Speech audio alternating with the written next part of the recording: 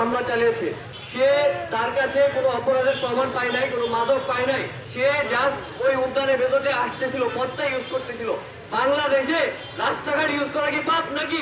এটা কি পুলিশ কিনে রাখছে? পুলিশের বাপের সম্পত্তি? সোহরাওয়ার্দী উদ্যান কি ডিসি মাসুদের বাপের সম্পত্তি নাকি? আপনারা জানেন গতকালকে কি ঘটনা ঘটেছে, আপনারা দেখেছেন। তো যেটা দেখেননি, আমি একটা ঘটনা সম্পর্কে আপনাদের বলতে চাই।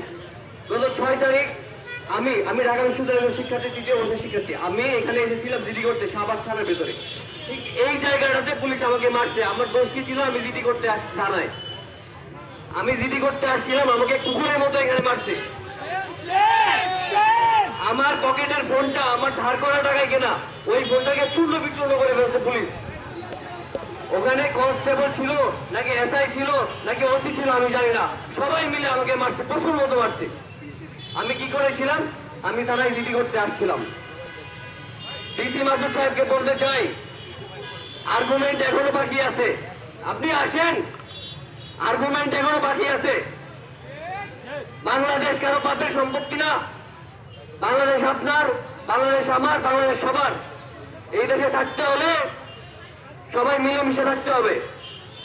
আপনি একা যেটা চাইবেন সেটা করতে পারবেন না। আপনি টিকটকে অনেক সেলিব্রিটি আসতেছেন, ফেসবুক রিলে আপনি খুব কাঁপাইতেছেন, ভাবতেছেন যে বিরাট বড় সেলিব্রিটি।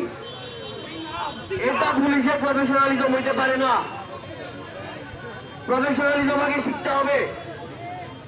এই থানার ভিতরে বসে থেকে, এসি রুমে বসে থেকে এইসব কন্ট্রোল করা যাবে না।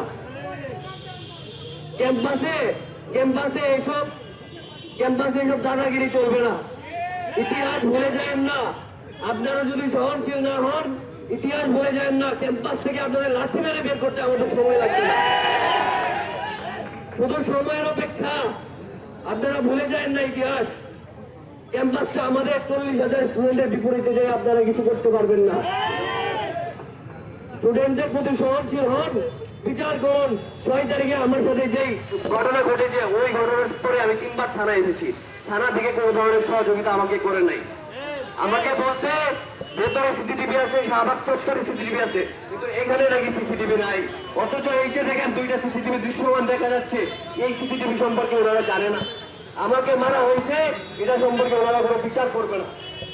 ওনাদের কাছে নাকি সিসিটিভি নাই। আমাকে বলছে বাবা তুমি বিষয়টা মেনে নাও, আমরা কিছু করতে পারবো না। এটাকে পুলিশের আচরণ হতে পারে?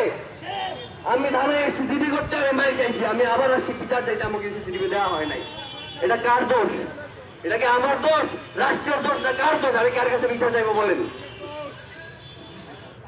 পরিবেশে আমাদের আজকে 3 দফা দাবি মেনে নিতে হবে, এবং আমার ভাই নাইম ভাইয়ের উপর হওয়া অত্যাচার এবং 6 তারিখে আমার ঘটনার বিচার অবশ্যই করতে হবে।